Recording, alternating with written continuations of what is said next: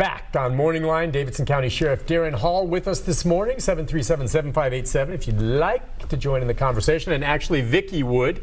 So we'll take Vicki's call next. Vicki, good morning. Hi, Vicki. Good morning. How you doing? Good. What's on your mind? Hi, Mr. Hall. How you doing? I'm okay, Vicki. How are you doing? Hot. Fine. Yeah. I want you to be truthful with me. All right. I want to ask you this question. Okay. And I know for a fact about this. Now, on the new jail, are y'all putting the detention back down there where they take them, these black guys and girls down there to beat them and make them talk and answer y'all? And wait a minute, let me finish. And if they don't answer y'all, they keep them down there in the dark with no food, no phone, or anything like that. I know for a fact that's true. Okay, Vicki, will you listen to me? Okay. Okay. That is not true. That has never happened, ever, for as long as I've been there. Now, you can hear that. I'm telling you, that has never happened, as long as I've been there. And if someone's telling you that, I will sit down with you and that person to prove that has never happened. Now, if there is a person taken out of the jail to be interviewed by a police department outside of the jail, I can't tell you what happens in other rooms or other places. That's not what, but what you said was the jail. And what you implied was that that's in the sheriff's office, and that's absolutely not true. Never happened, never will, as long as I'm there. Very straightforward. You know what that reminds me of to some degree, and I know not in recent years, Larry Britton used to talk to me about how at the old courthouse, and this is decades ago, and the legendary Larry Britton from the Banner and here at News Channel 5, someone I learned an awful lot from, he would talk about how sometimes inmates would be going over to the courthouse and they would get in the elevator with the detectives to make their way up. And on the way in, they'd be like, I didn't do anything, I'm not going to talk. And by the time they got to the 6th floor, the elevator would open and they'd be a little ruffled and they'd be out, and all of a sudden they'd be singing like a bird. And Larry would talk about in the old days, I have no doubt that those detectives roughed them up in there and said, you're going to talk and you're going to tell the story. That kind of crap that would go on. And the sheriff knows if there was evidence of some of what Vicki was talking about, we would catch wind of it. Phil Williams would catch wind of it, and we would look into it.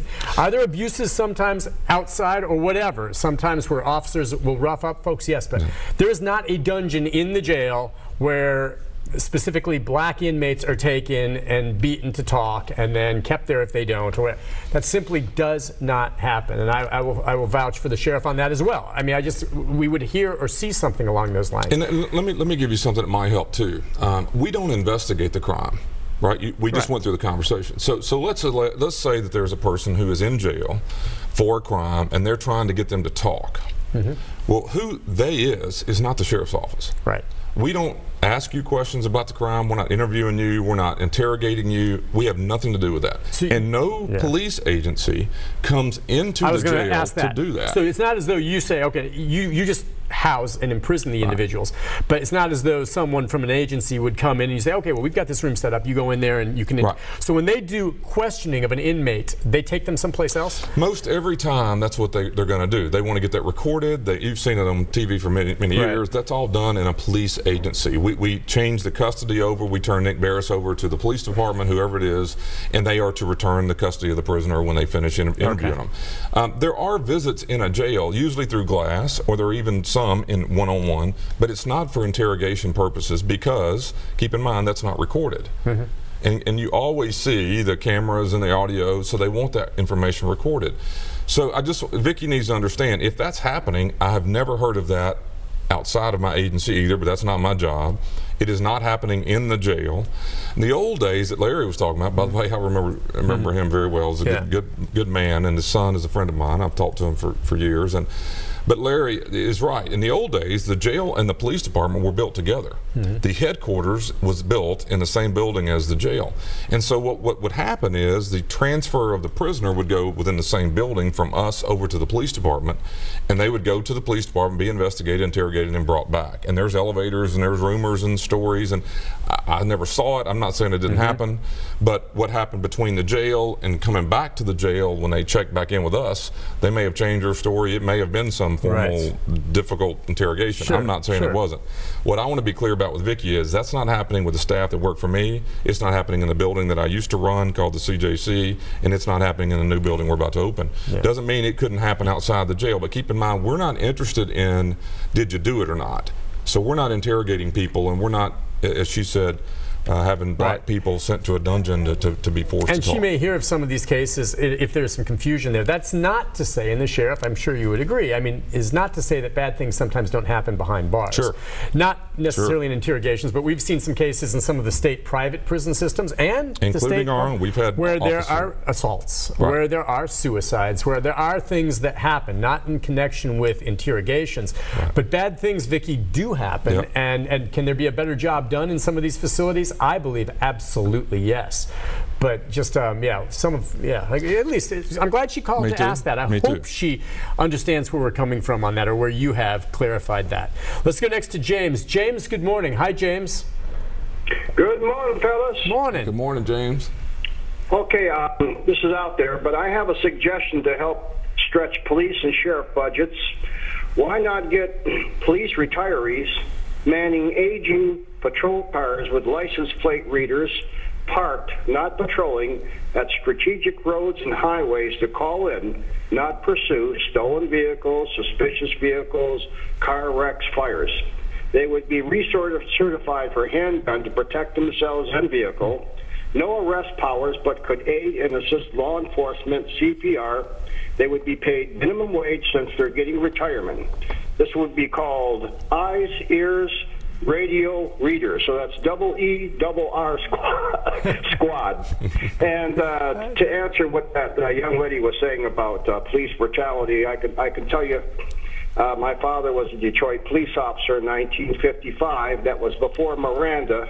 And the police had extreme powers back then, as we all know. If you ever seen that movie Mulholland Falls, where they wore the old hats and that's exactly what happened. And I'll tell you, my father's passed away, so he can't be prosecuted, but they had a wife beater on their patrol.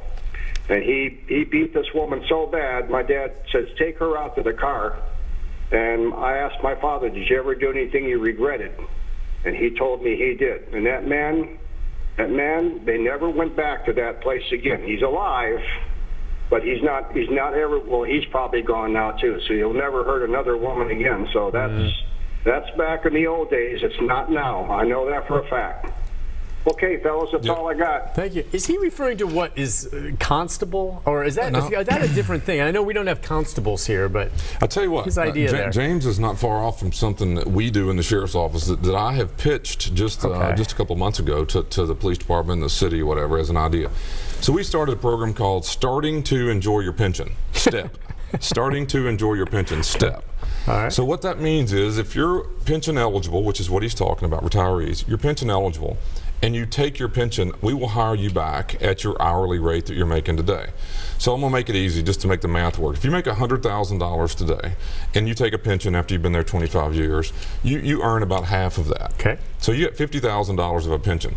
If I say I'll pay you your hourly rate, I can only let you work 19 and a half hours by law once you retire. 19 and a half hours a week. Which is basically half of your regular hours. Yeah, that's half of full time about. So your pension's $50,000. 19 and a half times your hourly is the other $50,000. You're making the same money working part-time in our agency. We have 80 people plus doing as opposed to collecting $100,000 in the yeah, so you made 100, but you're making 50 pension and 50 on your new hourly rate, so you're back to 100. You didn't lose any money. You didn't lose any, and the reason someone would do that is they want to stay busy and do things. Right, and then we're only working 19 hours compared to 40 hours, right? And here's the other thing.